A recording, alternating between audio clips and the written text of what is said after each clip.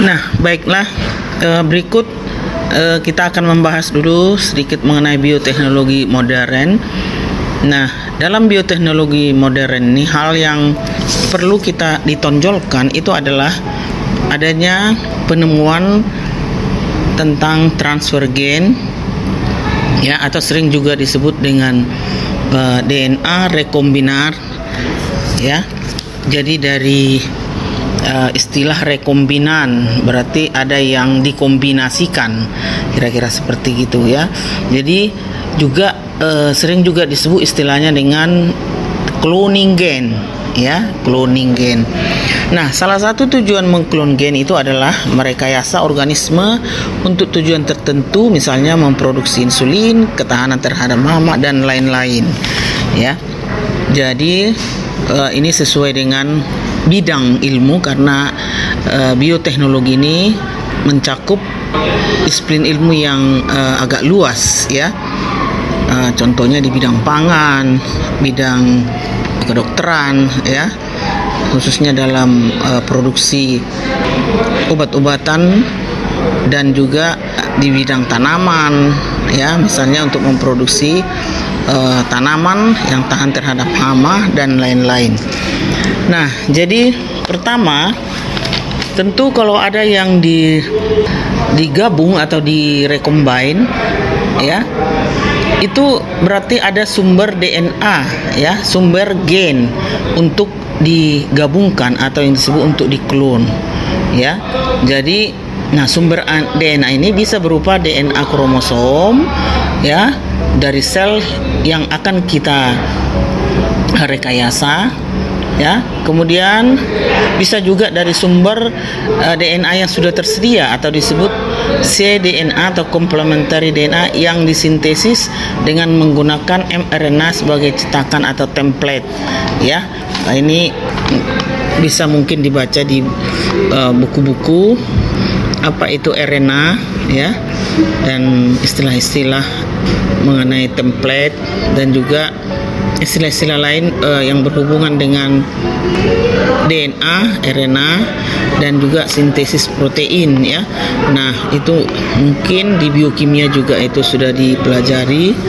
Berikut DNA yang dihasilkan dari perbanyakan, ya, ini dengan menggunakan PCR, polymerase chain reaksi. Jadi PCR ini prinsipnya, ya, dari satu potongan DNA yang kecil bisa diperpanjang, ya, polymerase chain reaksi, atau ini sering kita sebut dari istilah yang setelah pandemi ini, ya, untuk uji virus, ya, adanya virus di dalam virus COVID-19 itu dengan menggunakan alat yang disebut PCR. Jadi alat ini, ya, udah sering kita dengar dalam sehari-hari, ya. Nah, inilah sumber-sumber DNA untuk diklon, ya. Jadi untuk melakukan ini kita membutuhkan bahan, ya, atau alat, ya, untuk kita bisa melakukan cloning ini. Jadi yang pertama itu enzim endonukleasi restriksi. Jadi enzim ini adalah yang bisa memotong DNA, ya. Kemudian enzim ligase, ya, enzim penyambung DNA setelah dipotong kemudian ada penyambungan. Kemudian vektor atau pembawa DNA yang sudah tersambung ke dalam sel bakteri, ya. Vektor ini salah satu contohnya yang sering digunakan itu adalah plasmid. Ya, plasmid ini adalah bisa dibaca di buku mikrobiologi bahwa plasmid ini adalah merupakan DNA kromosom yang berukuran kecil yang sering dijumpai dalam sel bakteri di luar kromosom yang berfungsi sebagai DNA atau sumber gen pada bakteri. Nah, kemudian inang atau host, ya. Dan ini biasanya yang digunakan adalah bakteri. Jadi inang ini, ya, setelah nanti DNA-nya dikombinasikan, ya, atau digabungkan, maka akan diperbanyak ke host atau inang yang sudah dibuat sedemikian rupa, ya. Dan ini host yang digunakan biasanya itu adalah bakteri. Nah, ini akan kita lihat mengapa bakteri yang sering digunakan sebagai host dalam transfer gen. Jadi alasannya antara lain bakteri itu merupakan sel prokariotik yang strukturnya sangat sederhana dibandingkan dengan sel eukariotik, ya. Jadi kalau kita lihat bakteri itu tidak mempunyai inti yang sempurna, kromosomnya terdapat dalam sitoplasma sehingga lebih mudah diisolasi, ya, dan juga lebih mudah dibuat perlakuan, ya, karena lebih sederhana, ya.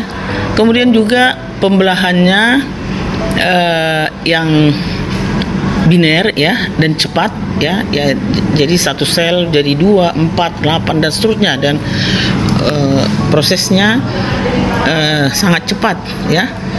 Nah, itulah beberapa alasan mengapa sering digunakan bakteri sebagai host, ya, bakteri sebagai host pada transfer gen atau pada cloning gen.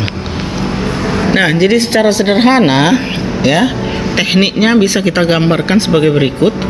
Jadi ini ada satu sel bakteri.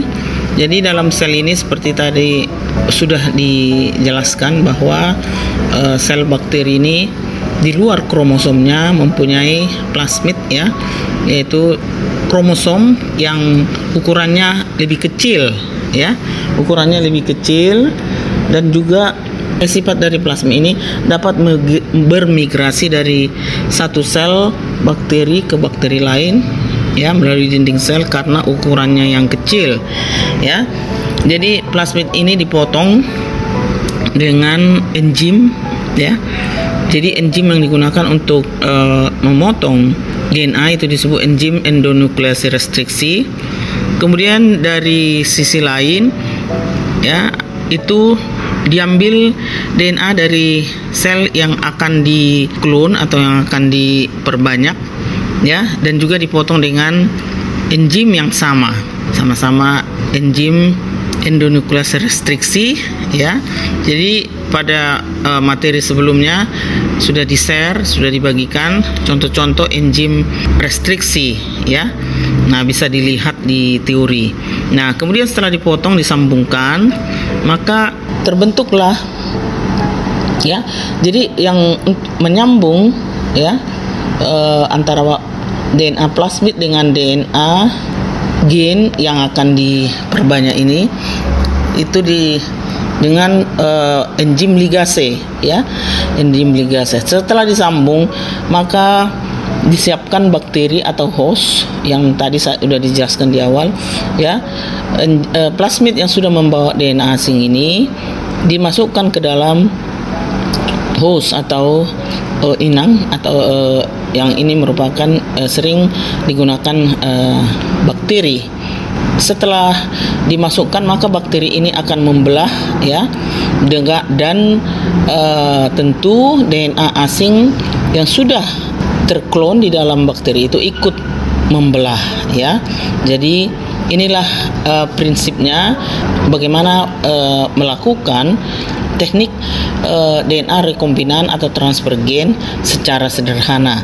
Jadi nanti setelah ini diperbanyak, ya, dilakukan proses selanjutnya, ya, tergantung tujuannya. Apakah yang dihasilkan itu kita misalnya yang akan kita harapkan dihasilkan itu seperti hormon insulin, ya, ataukah kita mengharapkan misalnya itu nanti bakterinya, ya, digunakan untuk ke tanaman sehingga kita mungkin, ya, kita bisa memperoleh, ya, tanaman yang tahan terhadap hama karena di dalam gen, ya, di dalam bakteri itu sudah kita sisipkan gen penyandi, ya, sehingga tanaman itu tahan terhadap hama, ya, hama dan penyakit tertentu, ya. Nah, inilah gambaran bagaimana kita melakukan teknik transfer gen atau rekayasa genetika, ya. Demikian secara sederhana.